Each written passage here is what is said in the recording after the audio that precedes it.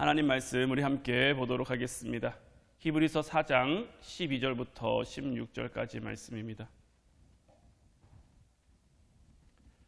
히브리서 4장 12절부터 16절까지 말씀, 우리 다 같이 한 목소리로 말씀 보도록 하겠습니다.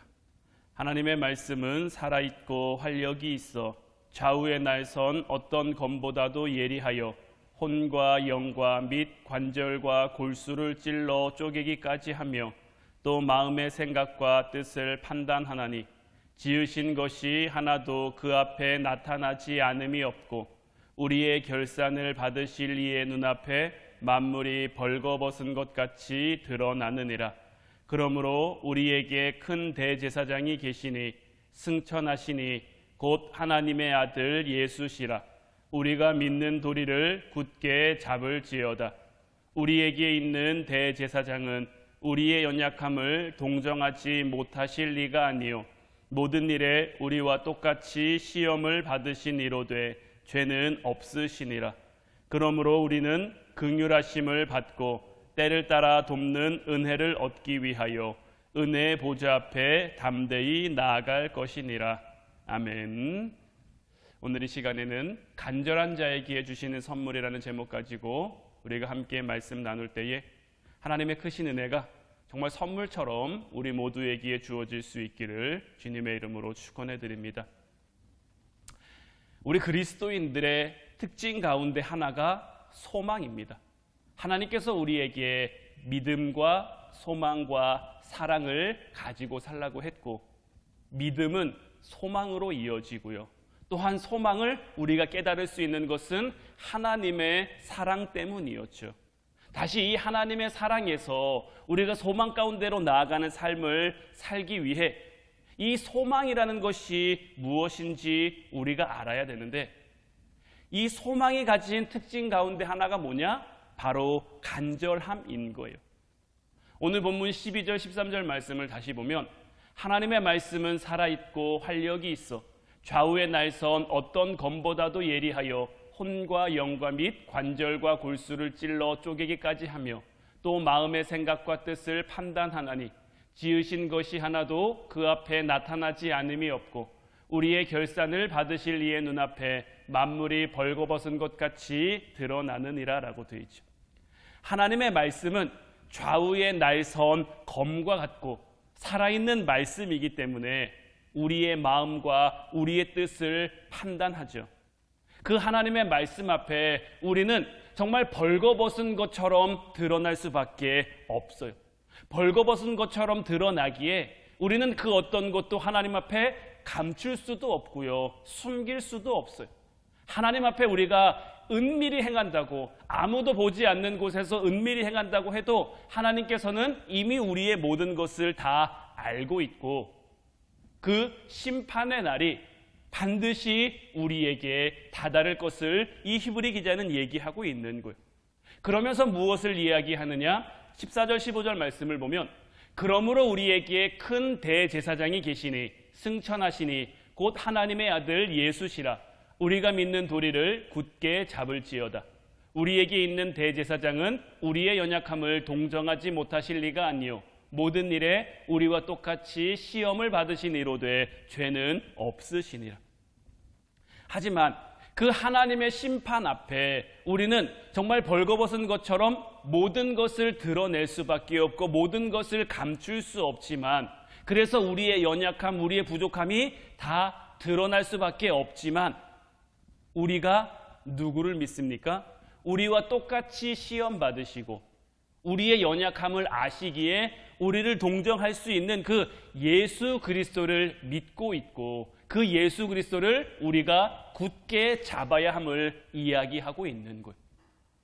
하나님의 심판이 우리에게 있는데 그 심판 앞에 우리가 감출 것이 없고 숨길 것이 없는데, 감출 것이 없고 숨길 것이 없기에 우리 안에 있는 무엇이 낱낱이 드러나겠습니까? 우리의 죄, 우리의 더러움, 우리의 부족함, 하나님을 거스르고 하나님 앞에 교만하고 하나님 앞에 또한 이 세상 가운데 우리가 가지고 있는 그런 욕심들이 다 드러나게 될 것인데, 그런 우리의 연약함과 부족함과 죄 앞에 우리를 동정할 수 있는, 우리를 긍휼히 여길 수 있는, 우리와 똑같이 육신의 연약함을 경험하신 예수님이 계시기에 16절 말씀이 이어서 우리에게 말하는 것이 무엇이냐?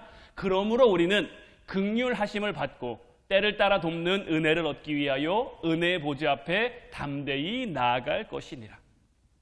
이렇기 때문에 긍휼하심을 받고 돕는 은혜를 얻기 위해 은혜의 보좌 앞으로 담대히 나아가라고 히브리 기자는 우리에게 말씀하고 있습니다. 사실 이것은 참 이해하기 어려운 말씀입니다. 왜냐하면 우리가 하나님 앞에 도움을 요청하러 가는데 담대하게, 마치 내가 하나님 앞에 맡겨놓은 거 찾는 것처럼, 당연히 받아야 할 거 받는 것처럼 어떻게 우리가 그렇게 나아갈 수 있겠습니까? 그런데 이 말씀이 우리에게 주는 의미는 이렇습니다. 살아계시고 예리한 그 하나님의 말씀 앞에 우리는 감출 것이 없기에 낱낱이 정말 벌거벗은 것처럼 드러날 수밖에 없죠. 그렇게 밝히 드러난 우리 자신은 정말 아무것도 아니죠. 이 세상 가운데 그래도 우리가 목사라는 직분, 권사라는 직분, 장로라는 직분, 집사라는 직분, 이러한 직분 받고 또 세상 가운데 우리에게 주어진 위치가 있기에 우리가 뭐라도 된 것처럼, 뭐라도 이룬 것처럼 그렇게 우리가 살아가지만 그 말씀 앞에 우리가 낱낱이 드러나게 될 때는 지금의 우리, 그냥 있는 그대로의 우리의 모습, 하나님 은혜 없는 우리의 모습, 예수님의 함께하심 없는 우리의 모습은 아무것도 아님을 깨달을 수밖에 없는 거죠. 우리에게서는 선한 것이 나올 수가 없어요. 우리는 그러한 존재예요. 그러니까 말씀의 빛 앞에서 우리는 스스로 정결해질 수도 없지요. 반드시 하나님의 도움이 있어야만 살아갈 수 있는 그러한 존재죠. 그러니까 하나님의 말씀을 통해 그 살아계셔서 좌우의 날선검처럼 우리를 자르고 우리를 찌르고 우리를 베는 그런 것들을 통해 나는 아무것도 아니구나, 나는 스스로 설 수 없구나, 나는 부족하구나, 나는 연약하구나, 나는 하나님의 도우심이 반드시 필요하구나, 이것을 깨닫게 되는 거죠. 그런데 우리가 이 모습 그대로 살면 나중에 무시무시한 심판이 우리를 향해 기다리고 있죠.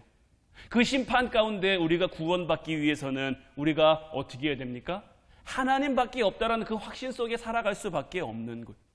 그러니까 말씀 앞에서 우리가 스스로 아무것도 아니고 우리 스스로는 안 된다라는 그 결론이 우리에게 내려지고, 또한 우리를 도와주실 분, 우리를 건져주시고 우리를 구원해 주실 분이 하나님밖에 없다라는 이 결론, 이 두 가지 결론이 만나면 어떤 새로운 결론이 도출되느냐? 하나님에게로 나아가야겠구나, 하나님만이 내 살 길이구나, 하나님만 붙잡아야 되구나, 이러한 확고한 의지를 만들어내게 되고요. 이 의지는 굉장히 간절한 의지가 될 수밖에 없는 거죠. 그리고 이 간절함이 담대함이라는 옷을 입고 우리가 하나님 앞에 나아갈 수 있게 한다라는 것. 절박한 상황에 처한 사람은 간절한 소망을 갖게 돼요. 여러분이 지금 물에 빠졌다고 생각해 보세요. 물에 빠진 여러분들의 소망은 뭘까요? 뭘 간절히 바랄까요? 나를 건져줄 이가 나타나는 것, 나를 구원해줄 이가 나타나는 것. 우리나라 속담에는 물에 빠진 사람 건져내놨더니 보따리 내놓으라고 한다고. 우리가 물에 빠졌을 때는 이 간절한, 살아야 된다는 그 간절한 소망밖에 없는 거예요. 마찬가지로 우리가 아무것도 아니고 아무것도 이룰 수 없고 아무것도 될 수 없다라는 그러한 정말 절박한 사실 앞에, 그 절박한 현실 앞에 우리가 하나님밖에 없다는 그 소망을 갖게 되면 우리는 간절함 가지고 나아갈 수밖에 없는 거죠. 이 간절함을 가지고 나아가니까 어떤 수치도, 어떤 부끄러움도, 어떤 비판도 없는 거예요.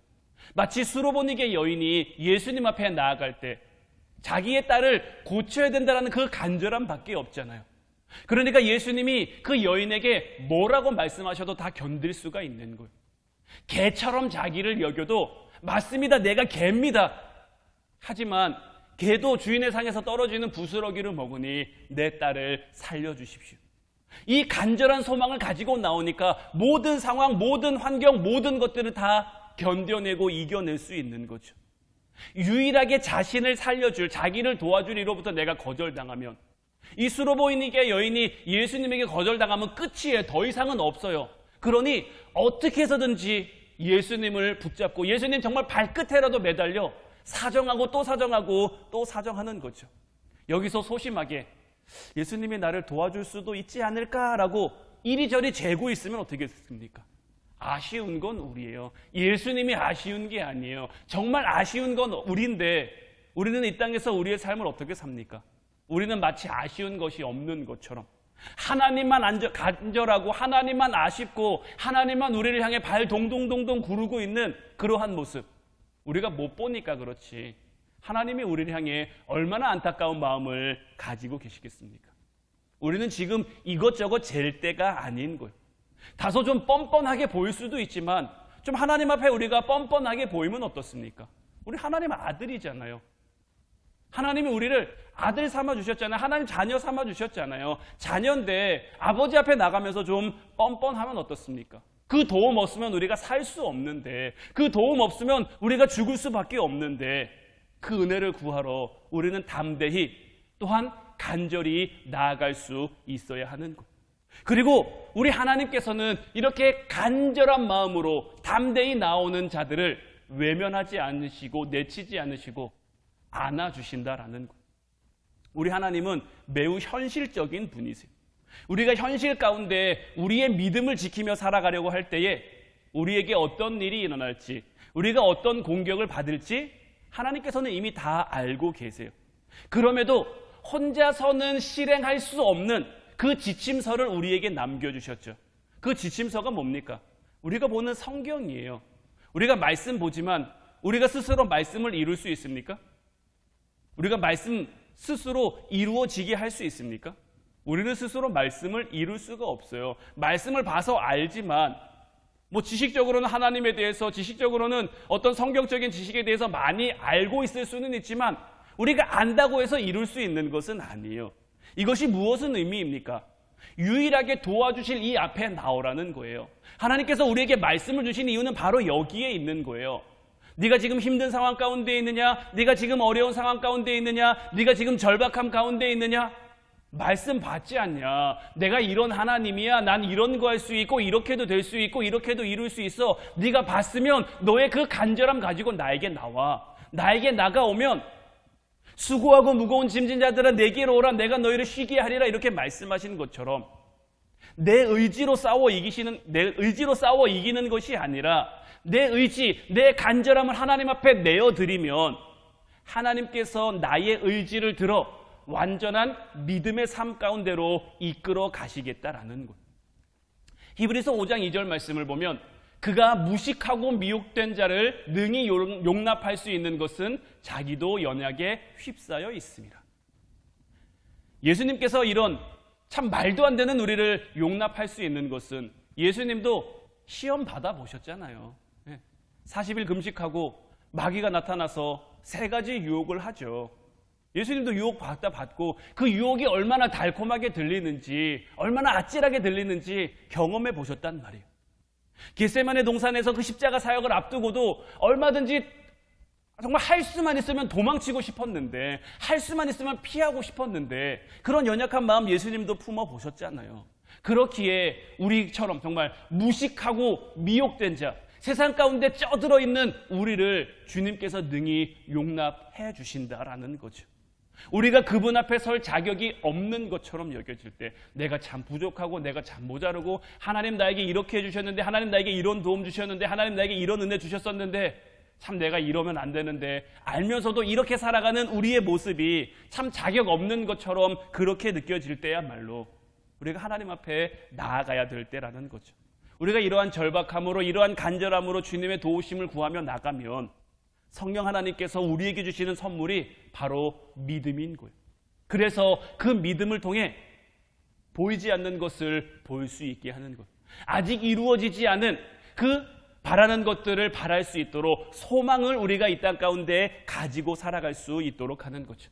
에베소서 2장 8절로 9절 말씀을 보면 너희는 그 은혜에 의하여 믿음으로 말미암아 구원을 받았으니 이것은 너희에게서 난 것이 아니요 하나님의 선물이라. 행위에서 난 것이 아니니 이는 누구든지 자랑하지 못하게 함이라. 믿음은 우리에게서 난 것이 아니죠. 제가 이미 지난 시간들을 통해 여러분들에게 말씀드렸지만 믿음은 우리에게서 난 것이 아니에요. 믿음은 내가 믿고자 노력해서 굳건해지는 게 아니라 그냥 믿어지는 거예요.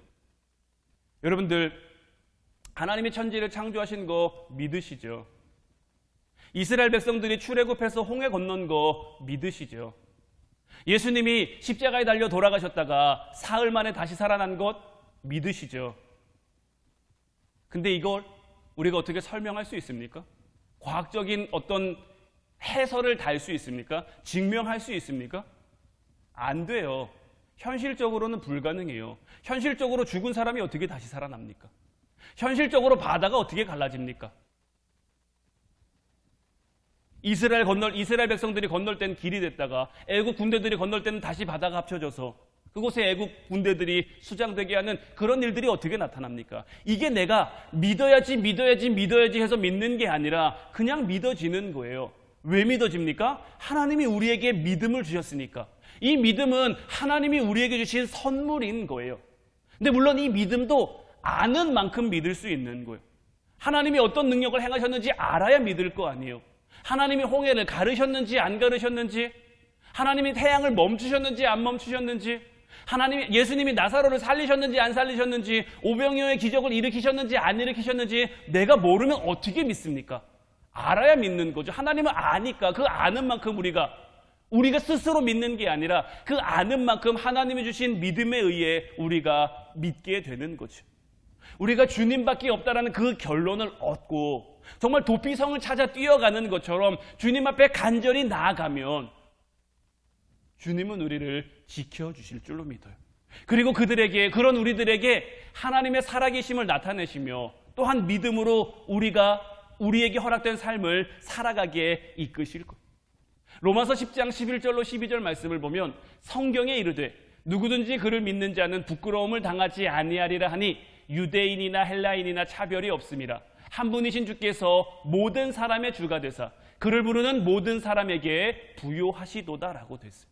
주님께서는 주님의 그 날개 그늘 아래 피하러 온 자들을 그냥 두시는 분이 아니에요. 부끄러움을 당하도록, 수치를 당하도록 그냥 두시는 분이 아니라 우리를 지키시고 우리를 인도하시고, 이것이 뭐 어떤 특별한 사람들에게만 가능한 것이 아니라 유대인이나 헬라인이나 우리들이나 차별 없이 주님께서는 우리 모두에게, 정말 우리 모두에게 한 분이신 그 주님께서 우리 모두의 주님이 되어주셔서 우리를 부르는 그 모든 사람에게 정말 부요하게 풍성하게 넘치도록 역사해 주신다라는 거예요.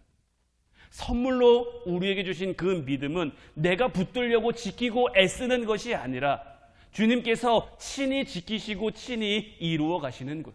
우리가 할 일은 무엇입니까? 홍해 앞에 선 이스라엘 백성들에게 모세가 너희는 가만히 서서 너희를 향해 역사하시는 하나님의 구원을 보라고 말한 것처럼 우리는 우리의 삶의 자리에서 하나님을 바라보는 거예요. 하나님을 바라보면 하나님이 우리를 도우실 줄로 믿어요. 하나님을 바라보면 하나님이 우리를 이끄실 줄로 믿어요. 우리는 그 이끄심에 순종하며 나아가기만 하면 되는 거예요. 아직 우리 손에 잡히는 것은 없고 아직 해결된 문제는 없고 여전히 어려움투성이지만 여전히 힘듦 가운데 우리가 있지만 우리가 가만히 서서 주님이 이끄시는 대로, 주님이 인도하신 대로 순종하며 나아가면 바다가 우리 앞을 가르면 하나님께서 그 바다를 갈라주시겠죠. 바다가 갈라지지 않으면 우리를 그 물 위로 걷게 하셔서라도 우리를 이끌어주시고 인도하시겠죠. 디모데후서 1장 12절 말씀처럼 이로 말미암아 내가 또 이 고난을 받되 부끄러워하지 아니함은 내가 믿는 자를 내가 알고 또한 내가 의탁한 것을 그날까지 능히 지키실 줄을 확신함이라. 우리가 힘듦 가운데 있지만, 어려움 가운데 있지만 우리의 상황, 우리의 현실을 부끄러워하지 않는 것은, 내가 그리스도임을, 내가 하나님 믿는 사람임을 부끄러워하지 않는 것은 내가 믿는 그 하나님을 우리가 알죠. 어떤 분이신지. 그리고 우리가 하나님께 간절함으로 나아가 맡긴 우리의 소망, 이런 것들 가운데 능히 지키실 것을 우리가 확신하기 때문에 우리가 간절함을 가지고 하나님 앞에 나아가면, 우리가 간절함 가지고 하나님 앞에 서면 하나님이 우리의 그 간절함을 통해 우리의 삶에 필요한 것들을 더해 주신다라는 거죠. 믿음이 하나님으로부터 온 선물임을 우리가 분명히 인정하고 그 누구도 믿음이 좋다라는 것으로 그 행위로 자랑하는 것이 아니라 내 믿음이 이래, 내 신앙이 이래, 나는 이런 믿음을 가져서, 나는 이런 신앙을 가져서 이런 것을 자랑할 것이 아니라 우쭐댈 것이 아니라 그냥 은혜로 주신 하나님만 드러날 수 있도록. 그러면 우리 하나님은 완전한 분이시죠. 그렇기에 하나님께로부터 온 모든 것이 다 완전한 거예요. 하나님께서 주신 믿음을 받은 우리의 믿음은 보기에는 연약해 보일 수도 있어요. 정말 꺼져가는 촛불처럼, 꺼져가는 들불처럼 이리저리 정말 후하는 바람에도 꺼질 것 같이 위태로울 수 있지만, 하나님께로부터 온 믿음이라면 그 믿음은 우리에게 가장 완전한 믿음인 거예요. 이제 이것을 향한, 이것을 믿음으로 믿고 나아갈 수 있는 저와 여러분들이 되시기를 주님의 이름으로 축원해 드립니다. 우리가 가진 믿음은 부족한 믿음이 아니에요. 하나님께서 저에게 지난 기도회를 통해서 여러분들을 정말 할 수만 있는 대로 축복하라고 응답을 주셨다고 말씀을 드렸어요. 이런 축복도 어떤 사람에게 주어지겠습니까? 그 축복이 내 것인 것으로 받고 내 것인 것으로 믿고 간절함 가지고 구하고 찾아야 그 축복이 우리의 축복이 되지 않겠습니까? 간절한 마음을 가지고 하나님 앞에 나아가면 하나님은 은혜라는 선물, 구원이라는 선물, 축복이라는 선물, 하나님의 사랑, 하나님의 일하심, 하나님의 역사하심이라는 선물을 우리에게 주실 줄로 믿어요. 그리고 그것을 믿을 수 있는 것이 하나님이 우리에게 주신 완전한 믿음인 것. 이제 우리가 그 믿음으로, 정말 그 간절함으로 주님 앞에 나아가 오늘도 우리가 간절한 마음으로 주님의 이름을 불러 주님의 은혜, 주님의 축복을 풍성히 누릴 수 있기를 주님의 이름으로 축원해 드립니다. 이제 우리 찬양하고 같이 기도하기를 원하는데, 오늘 이 시간에는 왜 나만 겪는 고난이냐고 이 찬양 함께 나누기를 원해요. 이 찬양의 가사가 참 우리에게 은혜가 됩니다. 왜 나만 겪는 고난이냐고 불평하지 마세요. 고난의 뒤편에 있는 주님이 주실 축복 미리 보면서 감사하세요. 너무 견디기 힘든 지금 이 순간에도 주님이 일하고 계시잖아요. 남들은 지쳐 앉아있을지라도 당신만은 일어서세요. 힘을 내세요. 힘을 내세요. 주님이 손잡고 계시잖아요. 주님이 나와 함께 하심을 믿는다면, 그래서 그 믿음 가운데 간절함 가지고 나아간다면 어떤 역경도 이길 수 있고 어떤 고난도 이길 수 있을 줄로 믿어요. 이제 우리 찬양하고 함께 기도하도록 하겠습니다.